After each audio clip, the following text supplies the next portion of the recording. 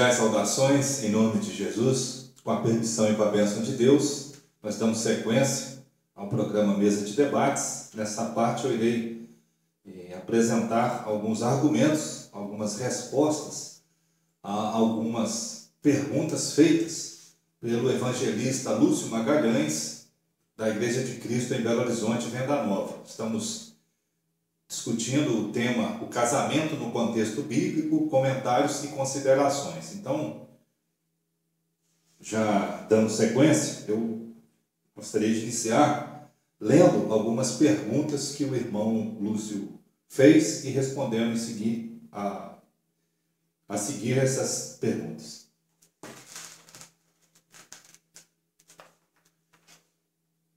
Diante disto, irmão Antônio, lanço-lhe algumas perguntas. Onde no Novo Testamento explica o que é homossexualismo?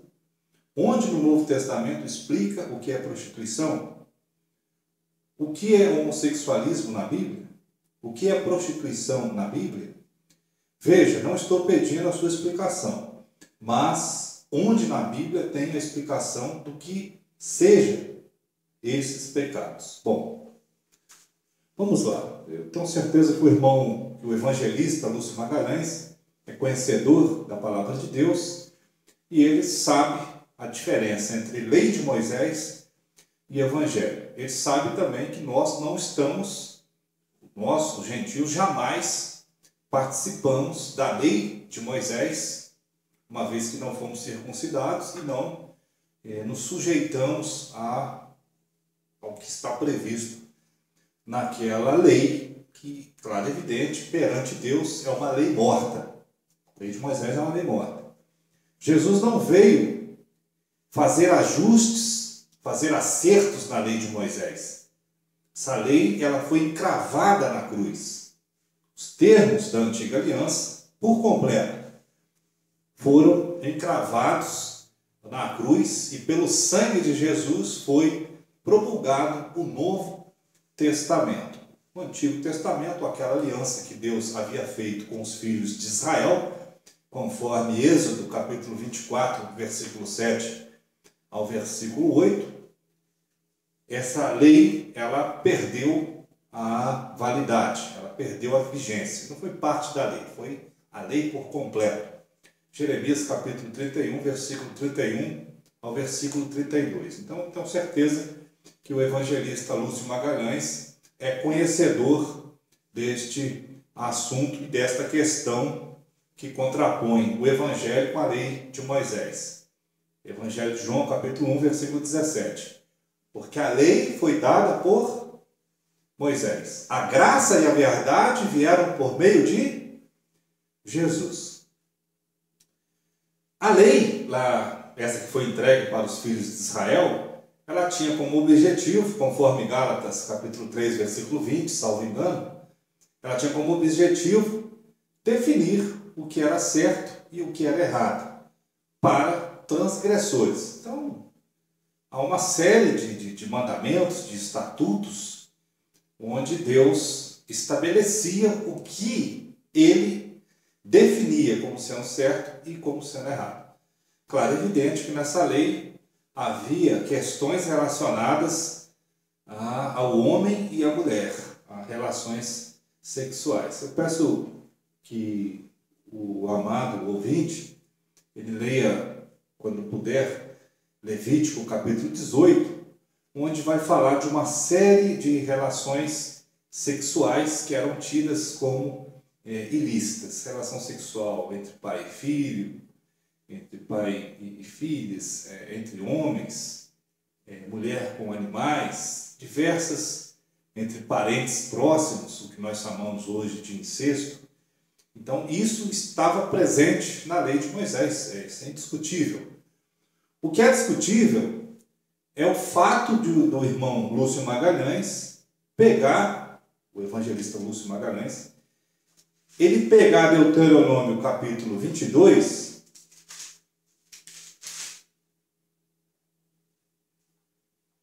que diz, a partir do versículo 3, se um homem casar com uma mulher e depois de coabitar com ela a aborrecer, ele atribuir atos vergonhosos e contra ela divulgar má fama, dizendo: casei com esta mulher e me cheguei a ela, porém não a achei virgem. Versículo 15. Então o pai da moça e sua mãe tomarão as provas da virgindade da moça e as levarão aos anciãos da cidade, à porta. O pai da moça dirá aos anciãos: dei minha filha por mulher a este homem, porém ele a aborreceu. E eis que ele atribuiu atos vergonhosos, dizendo: não achei virgem a tua filha. Todavia eis aqui as provas da virgindade de minha filha. E estenderão a roupa dela diante dos anciãos, os quais tomarão o homem e o açoitarão. A mulher, conforme a lei de Moisés, ela ficava praticamente nas mãos do homem. Então a mulher, ela deveria se casar virgem. Já a virgindade do homem não tinha como a mulher reclamar. A virgindade que era observada era a virgindade feminina. O irmão Lúcio está coberto de razão. Isso na realidade da lei. Ai da mulher que não fosse virgem. Ai da mulher que não se casasse virgem. Olha o que diz o texto. Versículo 20. Porém, se isto for verdade, que se não achou na moça a virgindade, então a levarão à porta da casa de seu pai, e os homens de sua cidade a apedrejarão até que morra, pois fez loucura em Israel, prostituindo-se na casa de seu pai. Assim eliminarás o mal do meio de ti. Ai da mulher que fosse denunciada pelo homem por não ser virgem. Agora olha também o que diz o versículo 28. Se um homem achar moça virgem que não está desposada e pegar nela e se deitar com ela e forem apanhados, então o homem que se deitou com ela dará ao pai da moça 50 siclos de prata, e uma vez que a humilhou, lhe será por mulher, não poderá mandá-la embora durante a sua vida. Há outros textos que eu poderia citar, mas o tempo ele é breve, mas em outras ocasiões nós vamos trabalhar esses outros textos que mostram que havia uma mentalidade rígida presente na nação de Israel. Todos sabem, acredito eu, que a lei de Moisés era a constituição do povo de Israel. Eles viviam uma teocracia, ou seja, o governo de Deus. Então, a mulher, ela, de qualquer forma, ela estaria lascada naquela sociedade. O homem não. Se ele não fosse virgem, quem iria ter? A mulher denunciava que ele não era virgem. Então, a mulher é que estava em evidência. O evangelista Lúcio Magalhães, muito me surpreende, não há um apedrejamento físico, mas há um apedrejamento moral. Quando ele pergunta sobre esses termos,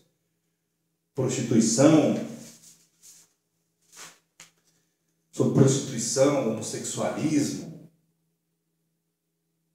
e outras questões que ele coloca, relacionadas à mulher, principalmente, mostra claramente que há um problema sério na interpretação desse sermão.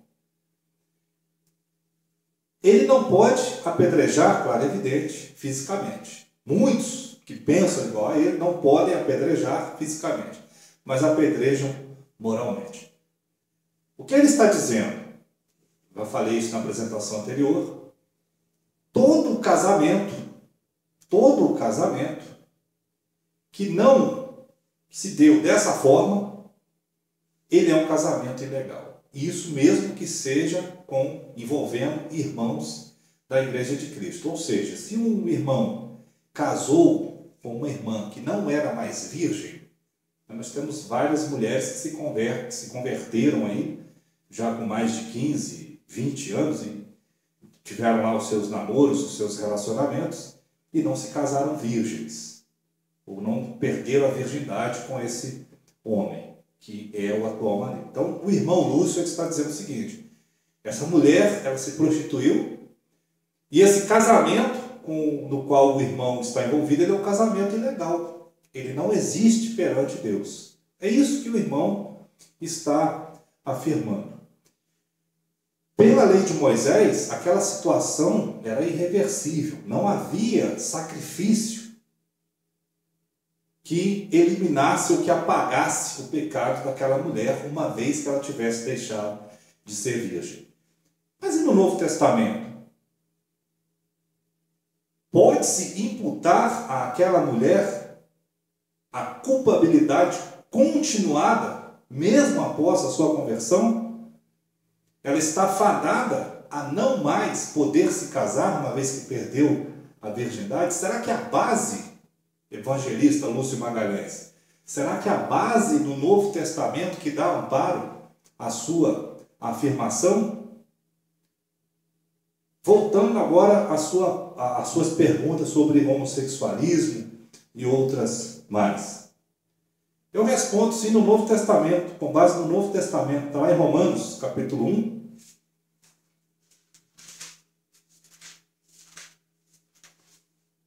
Romanos, capítulo 1.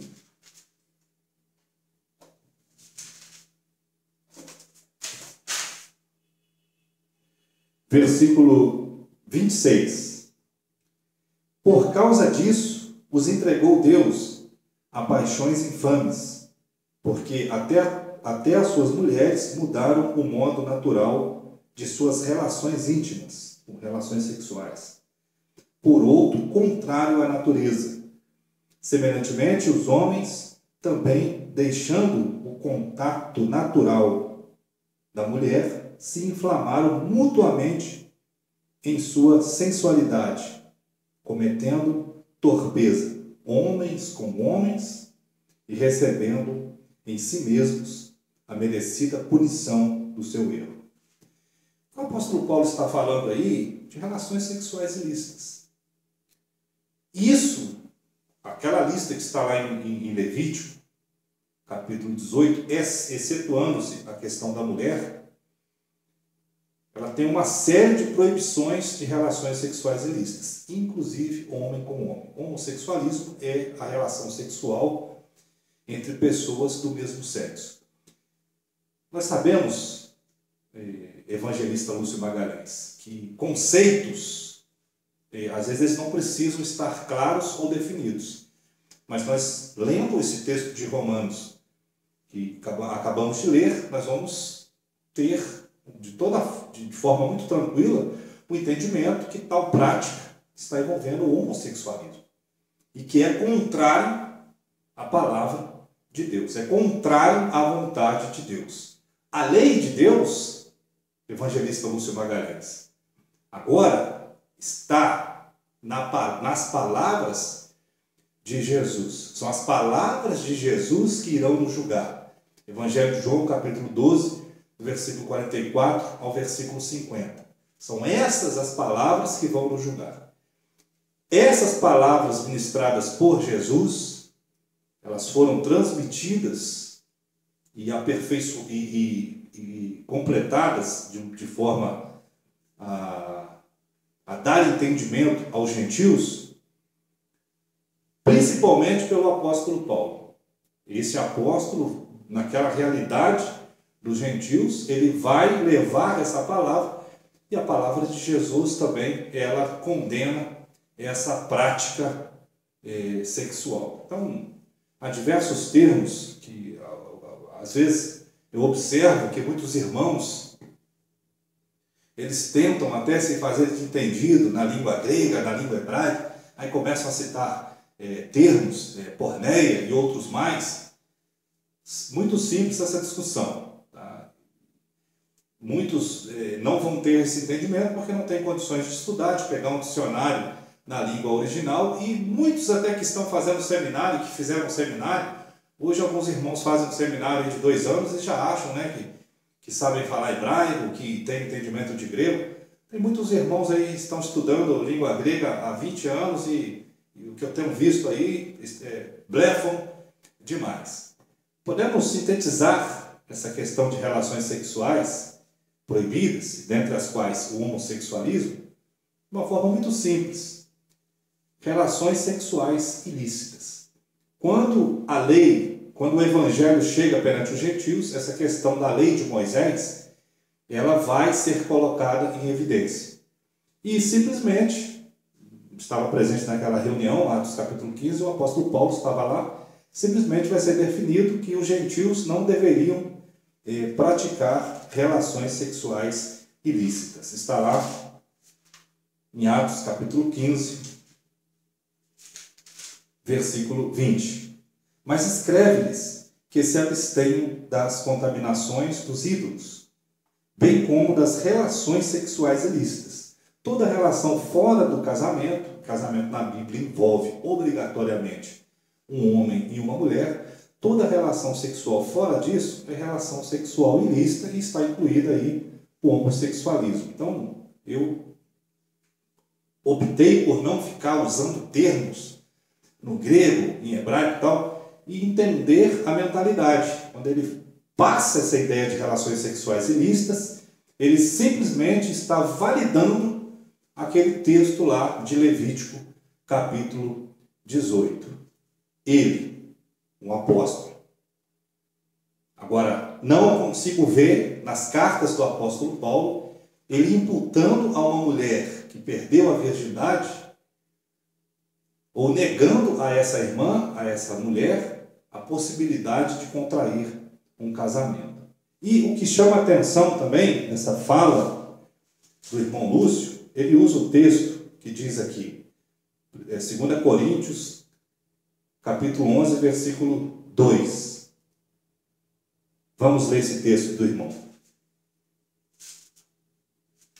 2 Coríntios, capítulo 11, versículo 2.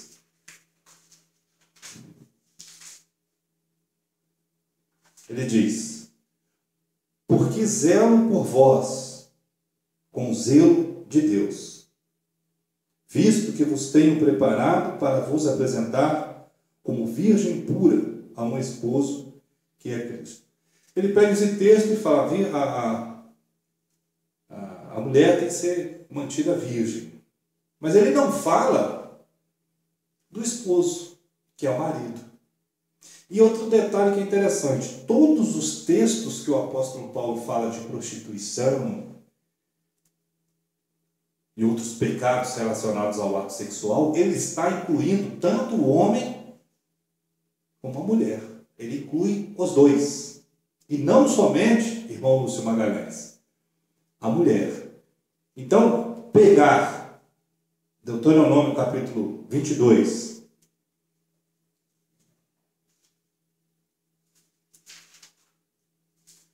que é onde está o X da questão, o ponto defendido por este evangelista, Lúcio Magalhães, pegar Deuteronômio 22, a partir do versículo 13. Se um homem casar com uma mulher e depois de coabitar com ela a aborrecer, ele atribuir atos vergonhosos e contra ela divulgar má fama, dizendo: casei com esta mulher e me cheguei a ela, porém não a achei virgem. Então o pai da moça e sua mãe tomarão as provas da virgindade da moça e as levarão aos anciãos da cidade à porta. Eles vão provar que ela era virgem, e o homem, conforme os versículos seguintes, e o homem vai ser açoitado. Agora olha o que diz o versículo 20.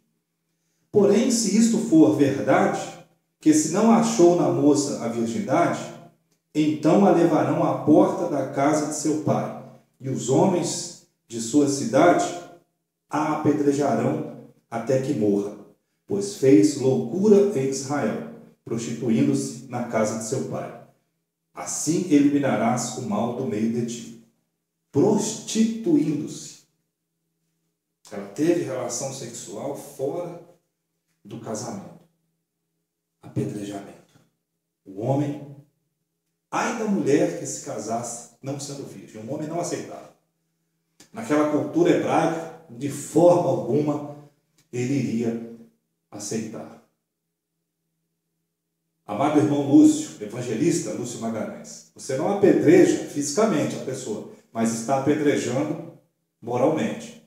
A partir do momento que você diz que todo casamento que não foi firmado com uma mulher não sendo virgem, que esse casamento é ilegal e que esta irmã foi ou é uma prostituta, que ela se prostituiu, isso é um apedrejamento moral. Não se pode apedrejar fisicamente. Se pudesse, eu acredito que muitos iriam apedrejar. Mas não pode. A lei brasileira não permite. E essa lei de Moisés, ela é uma lei morta. Ela não tem mais validade para nós. Então, pegar esse texto e tentar impor esse ensinamento que o irmão está defendendo, ou seja, na realidade de igrejas de Cristo, com toda certeza nós temos exemplos que muitas irmãs se converteram já na idade adulta e namoraram e até perderam a virgindade. Essas irmãs não podem mais se casar, elas estão fadadas à solteirice, segundo o entendimento do irmão Lúcio. O que é mais grave ainda, as que se casaram com irmãos, segundo o irmão Lúcio, não interessa se ele perdeu a virgindade ou não, ele está interessado na mulher. Se o irmão casou com uma mulher que não mais era virgem, esse casamento, segundo o irmão Lúcio Magalhães, ele é um casamento ilegal. O que o irmão, até agora, ele não teve coragem de dizer. Ele fala que isso não é interessante, que cada um deve estudar a palavra de Deus e chegar por si só a esse entendimento, mas ele afirmou nos seus ensinamentos que aqueles irmãos que estão vivendo essa realidade estão em rebelião contra a palavra de Deus. Estão em casamentos ilegais. Ou seja, na nova aliança, amado irmão Lúcio, aliás, na antiga aliança não tinha solução para a mulher. Uma vez que ela perdeu a virgindade, acabou. Agora, aqueles lá, irmão Lúcio, eles eram conhecedores da lei de Moisés. Além de querer imputar essa lei, além de querer cobrar essa lei aos irmãos, aos membros de igrejas de Cristo, o irmão ainda quer cobrar até mesmo aqueles que não conhecem a palavra de Deus. Isso é perigoso demais. Isso é grave demais. Porque nós, os gentios, jamais entramos em aliança com Deus, jamais participamos daquela antiga aliança, conforme Êxodo capítulo 24, versículo 7 ao versículo 8. E para encerrar essa segunda parte, eu gostaria de deixar um texto para o irmão Lúcio Magalhães meditar. 1 João capítulo 1, versículo 7 ao 8. Fique claro aqui que eu não estou dizendo que o Novo Testamento dá permissão para que tais pecados possam ser praticados. Não é isso que eu estou dizendo. Tais pecados são condenados. São proibidos tanto para o homem como para a mulher. Mas, caso algum tenha caído nesse pecado, ainda há solução. A mulher não é mais aquela mulher que foi lavada no sangue de Jesus, aquela mulher que está no Evangelho. Essa mulher foi remida, ela não pode mais ser perseguida ou julgada por causa de pecados que ela cometeu antes de conhecer a Jesus. Ninguém tem essa autoridade, irmão Lúcio Magalhães. Olha o que diz 1 João capítulo 1, do versículo 7 ao versículo 10. Se dissermos que mantemos comunhão com Ele e andarmos nas trevas, mentimos e não praticamos a verdade.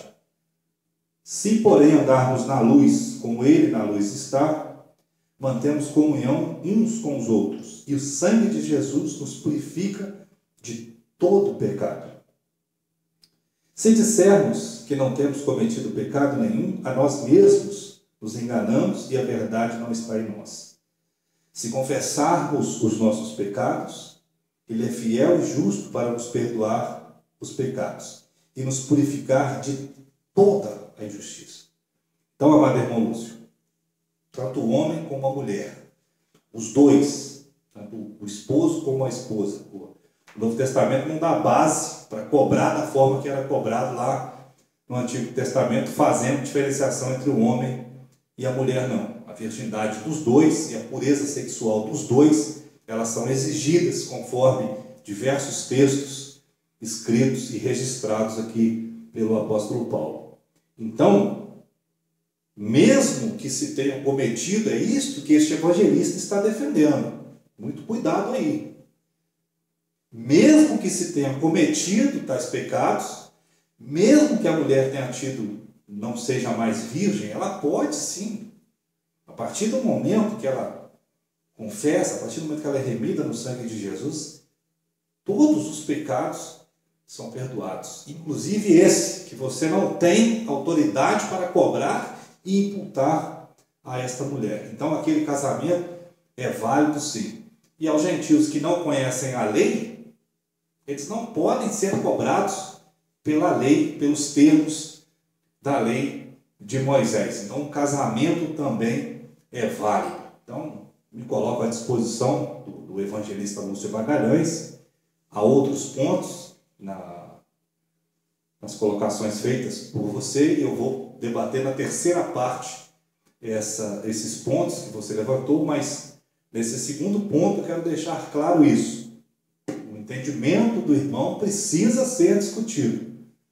Querer imputar à mulher esse pecado de ter perdido a virgindade e apedrejá-la moralmente não tem base no Novo Testamento, não tem base na Nova Aliança. Nisso eu não estou, como falei várias vezes aqui, dizendo que pecados como prostituição, imoralidade sexual e outros mais estão liberados. Não estou dizendo isso. Todos nós podemos cair, todos nós podemos ali, num dado momento, principalmente lá na ignorância, ter deixado de praticar a vontade de Deus. Mas há uma solução e o sangue de Jesus, ele nos purifica de todo o pecado. A você que está nos acompanhando, também, caso de dúvida, por favor, entre em contato, que nós queremos a sua participação, queremos que você participe, é de grande importância para nós e enriquece com toda certeza muito o debate. Que Deus nos abençoe e eu conto com as orações dos irmãos. Fiquem com Deus. Muito obrigado pela atenção.